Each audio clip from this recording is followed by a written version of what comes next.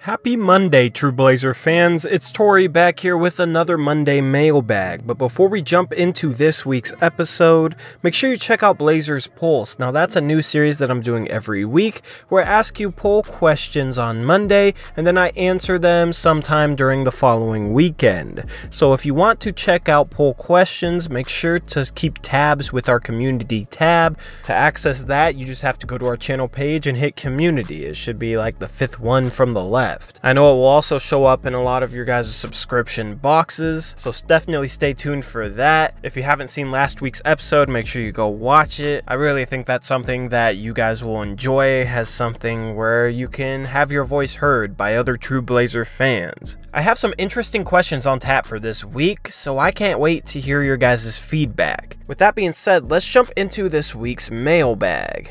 I saw a couple people mention Gary Trent Jr. and if he should play over Evan Turner or why he isn't playing in general. And honestly, I don't think Gary Trent Jr. is ready to play in the NBA.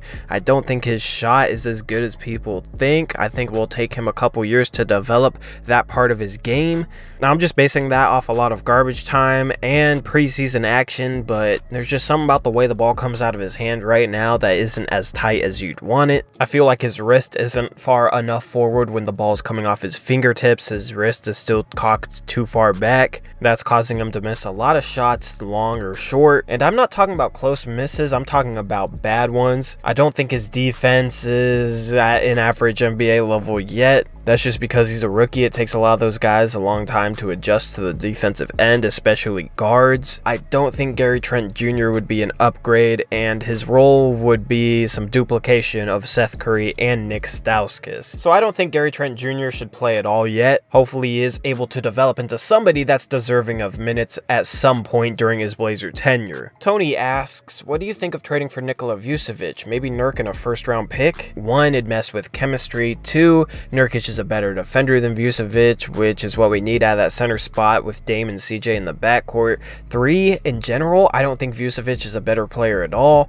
I think Nurkic is still reaching his prime, while Vucevic is already in his prime and is a free agent next season and is probably going to get paid more than Nurkic. I wouldn't swap Nurkic for Vucevic straight up. I really don't see the logic in doing that. Ino Kenji says we need to trade CJ and Evan Turner for Bradley Beal and Kelly Oubre. The Washington Wizards would not even consider that for a second. Beal is a little bit better than CJ and they wouldn't swap him for CJ, and Oubre is a younger, better, cheaper version than Evan Turner, who won't get $18 million a year this summer.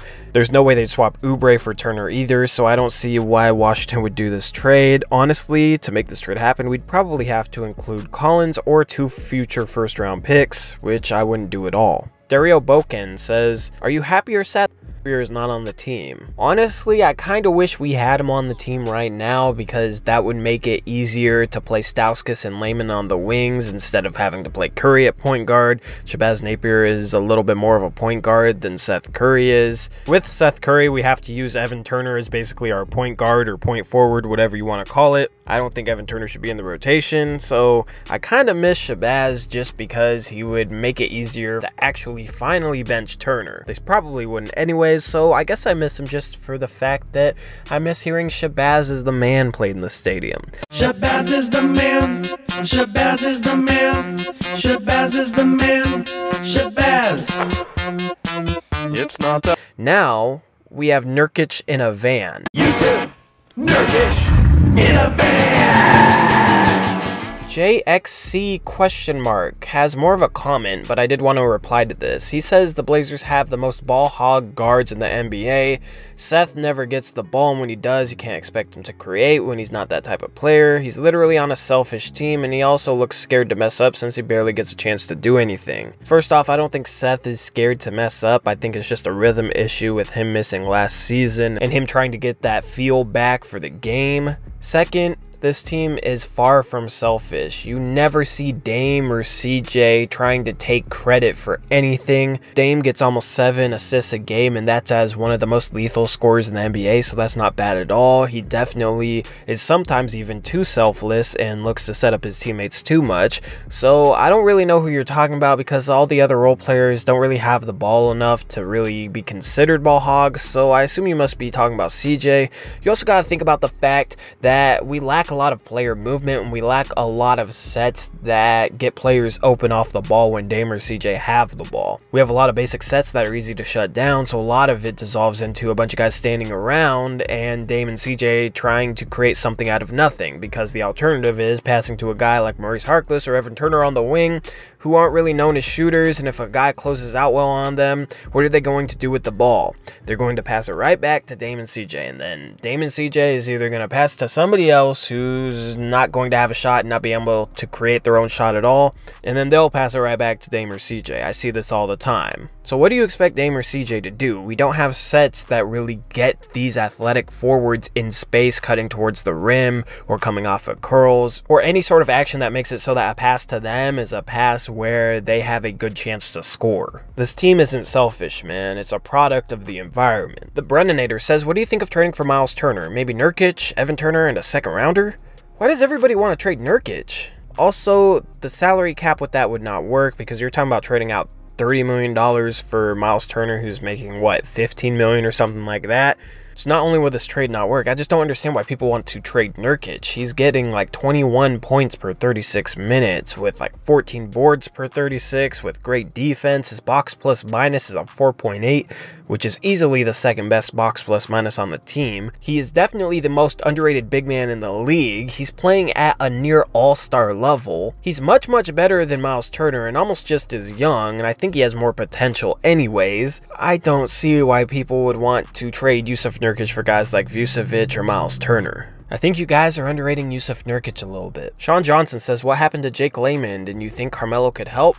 Who could Portland trade for? I talked about Jake Layman in my last video, and then he saw minutes last game even though CJ was back. He knocked Seth Curry out of the rotation. Who knows what's going to happen? That's just stats being stats. I don't think Carmelo could help at all, because our struggles recently have been on the defensive end, and Carmelo Anthony would make that 10 times worse. I do not want to see Carmelo in a Blazer uniform at all. Who could Portland trade for? In a month or so, or if things get really bad, then I will start looking at possible trade scenarios. I usually like to hold off on those. Or if a big name player is on the market, then I might make a video about that like I did with Jimmy Butler and Otto Porter Jr. But we'll get more into depth with some trade talk about a month or so from now. AJSC Blazer fan, part 2 of his question, because part 1 was about Gary Trent Jr. that I referenced earlier. Part 2 says, why do you think we started to lose when Harkless came back? He doesn't fit our type of game? Is Jake Layman a better fit right now? We started losing when Harkless came back because all of a sudden we started playing terrible on defense, and that wasn't due to Harkless at all. Correlation does not equal causation. Just because Harkless came back and then we started struggling didn't mean that Harkless was the reason for our struggles, because he's actually playing very well defensively. For some reason, the rest of the team just lost a step, lost some energy on that end, and it led to us giving up multiple 30-point quarters in a row and losing games.